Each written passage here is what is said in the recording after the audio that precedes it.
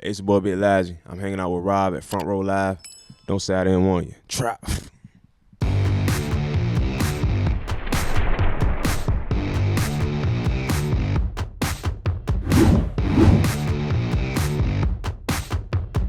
What's up, guys? Rob here, Front Row Live Entertainment. I am hanging out here in LA with Big Ligiee, and I'm excited to be talking to you, man. How's it going, man? I'm real, man. You know what I'm saying? We out here trying to get that work in, man. That's it. Yeah, what's that like going from like being the artist to now doing the professional stuff, like the business side of things? You have to come to LA for a little bit of time, but it's like booked and busy that little bit of time that you're here. For sure. I mean, work is fun, so I don't really do too much complaining, man. We chose this, so Yeah. we like staying busy. You know what I'm saying? Now, when you come out to these trips like that, how does that inspire like your creative process? Do you even get inspired during this process just because you got so much going on at the same time? Absolutely, because you know, being from Virginia, it's so much of saying the same thing and doing the same routine. So anything to get outside of that, you know what I'm saying, daily routine and shit, it's inspiring, especially for the music. Yeah. So when it comes to like studio sessions and stuff, like how different is it like back in Virginia versus back here in LA? Honestly, just from the rates y'all have, you know what I'm saying, we don't really do the yeah, for real, Dude, it's expensive here. No, actually, I was gonna say, because we don't really do like the block hour, you know what I'm saying, rates in Virginia. Like, it's more or less you're gonna pay by the hour. If you want 12 hours, you're gonna pay 40 an hour, and it's gonna go all the way up. But out here, you can get like 12 hours for like $250, $200, $300. So it's actually like a little better. You know what I'm saying? I like coming out here recording for sure. I would have thought it'd be the other way around. Nah, bro. LA the spot when it comes to that in the studios. Y'all got it for sure. What about like when you're working with producers? Do you work with producers out here as well, or do you try and keep them like all your Virginia like producers as well? Nah, actually, like I'll be working with a whole bunch of people.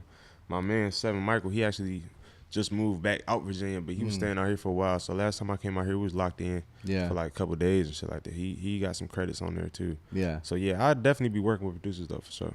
I feel like it's hard, like when artists come to LA to get into the studio. A lot of them say that, you know, it's hard to stay focused just because like there's so many things to do in LA. There's so much distraction at the same time. Have you been able to find that balance of being able to like set yourself straight for like just studio session time and then time to like chill? Damn, right. We've been in that jank. We was in that jank about 10 hours last night. And we here on time, so we making it happen. You know what I'm saying? For sure. You're making it work. Yeah, right. So last year you dropped an album. Yeah. Welcome to Traptober, and you know I want to talk about that creative process. Like, what really kickstarted that writing process or that creative process for you?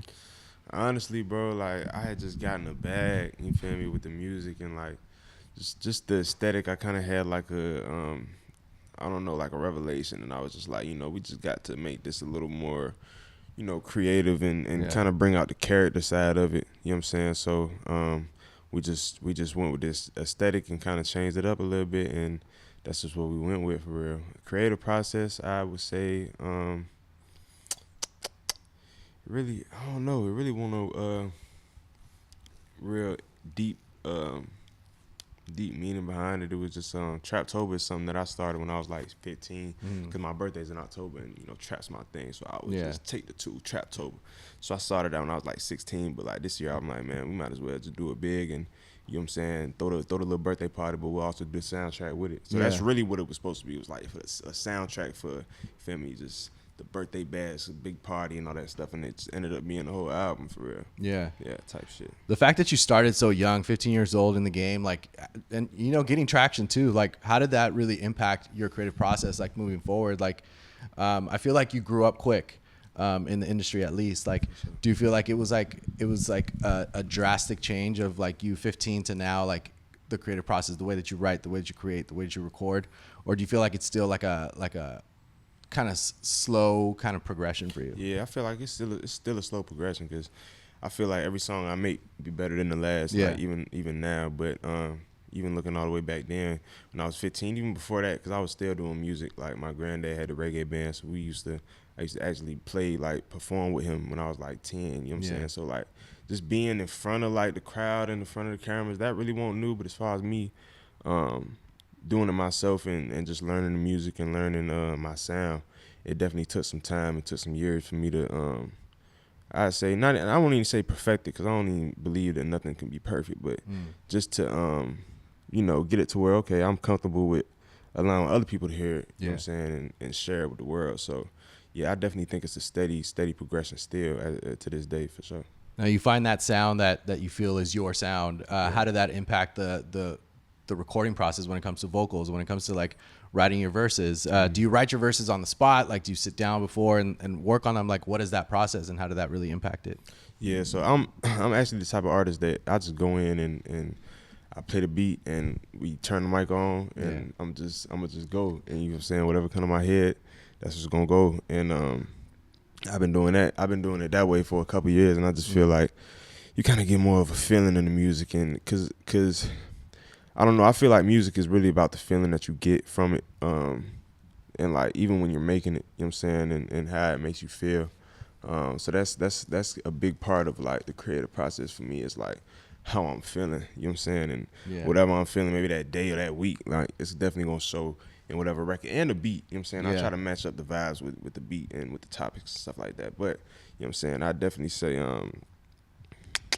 experience is like experience help a lot, so it don't be really difficult to come up with, you know what I'm saying, come up with stuff like that, you know what I'm saying. When it comes to the tracks on this album, you know, how important were these melodies or these beats that you had, and you know, was it the first initial beats that made it into the album, or did you find yourself kind of like scratching them and starting all over with certain songs or certain tracks? Yeah, so with that particular album, like some of them songs I had pre-recorded, feel me, months in advance, and I was just like, damn, like I'm going through the vibes. Like once I really found the sound that I was looking for and like the cadence that I was trying to go for, like I was just listening to all my songs. And the intro actually in particular, I made the beat with my dog Rude Beats back in Virginia.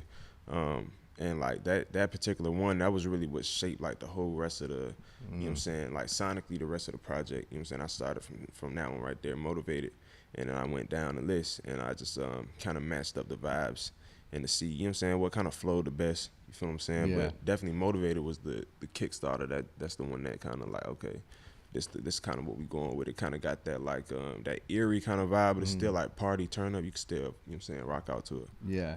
And you have a track like Geek that's like getting a lot of traction from this album. For sure. And you know, that track in particular, like, did you try anything different this time around, and whether it was in the recording studio or just like as you were thinking of this track? No, absolutely. That hook, I kind of switched it up a little bit. I guess you could say the cadence or just the way that I say certain things. You know what I'm saying? Because they're used to me just, you know, rapping traditionally. But you know, I learned once you you know, just play with your voice a little bit. You know what I'm saying? It might come out sweet. So like with Geek, that's definitely something that I did.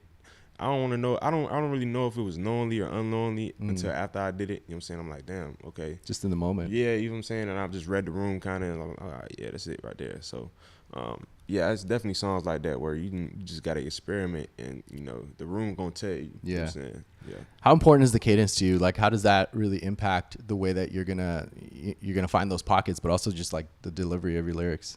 I mean, as far as like the cadence, I kind of find the cadence based on the beat and like just based off the pocket that I'm in, like when I'm flowing, you know what I'm saying? I'm not really the type of artist, like it really don't make a difference to me whether there's 10 people in the room when I'm recording or it's just me and the engineer, you know what I'm saying? I'm kind of going to still lock in and go to that place, you know what I'm saying? So as far as the cadence, I kind of get that based off of like the beat and like what the beat telling me. Not so much off of like the vibe in the room. Yeah, definitely they'll tell me, you know what I'm saying, if it's okay, hot or not, you feel me? Right. So that's a good aspect, but I don't really, I'm definitely the type of artist that whether it's 10 people in the room or it's one, we gonna get the same work done. Yeah. I love the fact that you have a song like Love that, you know, we get the vulnerable side of you. You know, was that something that was like natural for you? Was that easy for you to do in the studio? Was that something that you kind of questioned before you actually like worked and released this track? No, actually, like I noticed the more sentimental songs, they kind of the easier ones to get out because those are the most relatable. You know what I'm saying? Everybody can relate to, you know what I'm saying, love or heartbreak or, you know, anything like that. So Love was definitely one of the ones that just, you know, I got in there and then I just started talking and then it just started coming to me because it's just so, the topic is just so relatable. You know what I'm saying? Everybody, yeah.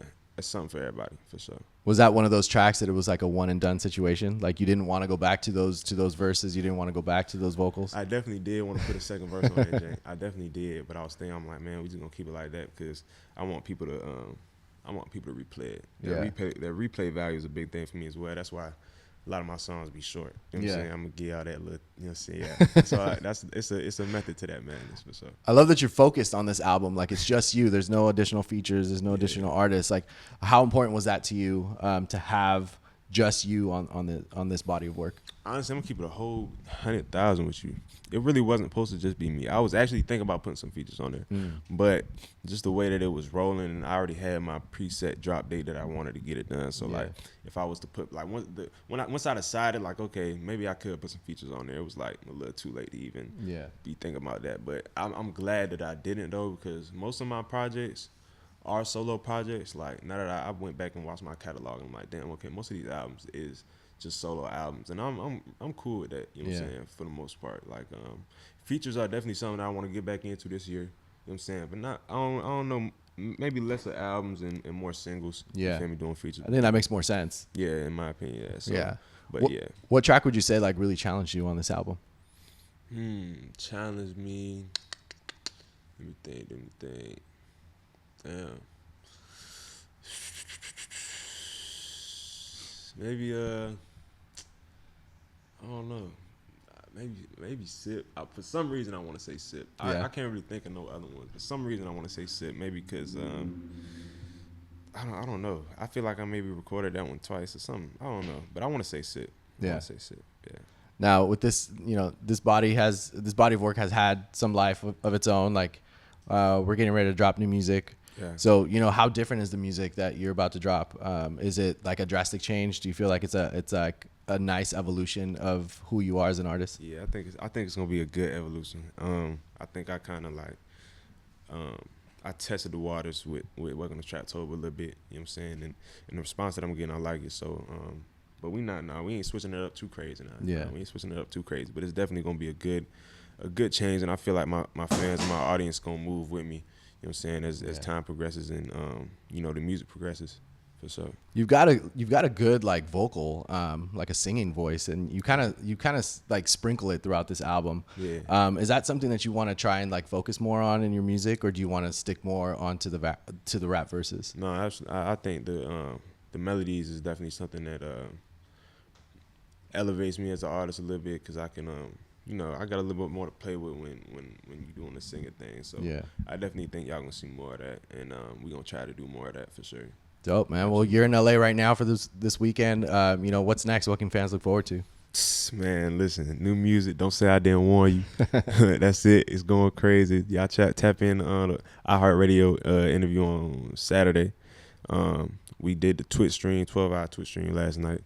It went well, so y'all stay tuned for them. We're going to be going on Twitch a little more often, you know what I'm saying? And just be on the lookout, man, for that new music, new videos, and just new vibes. Dope, man.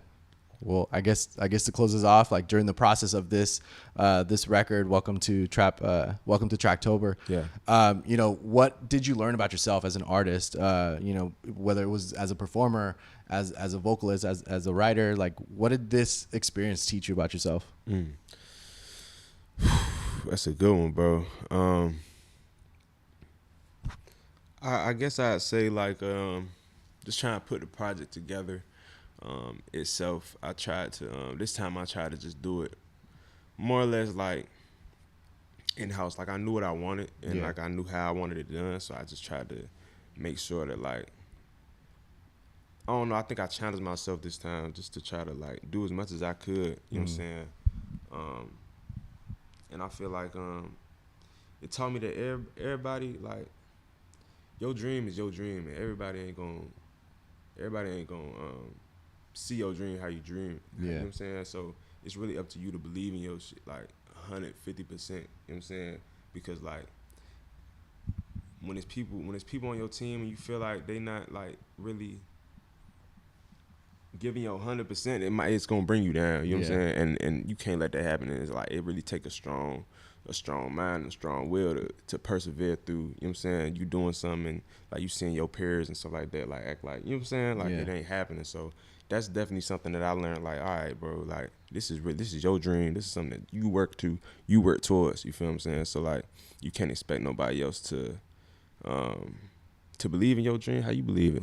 So like I really had to just take a step and be like, okay, yeah, we got to do this for me. You know what I'm saying? Yeah, so, gotta stay locked in. Yeah, bro, that's it. Awesome, man. Well, thank you so much for hanging out with me. You guys be sure to check out Big Ligiee, new music coming soon. Yeah, no Thanks for hanging out here on Front Row Live. Damn right.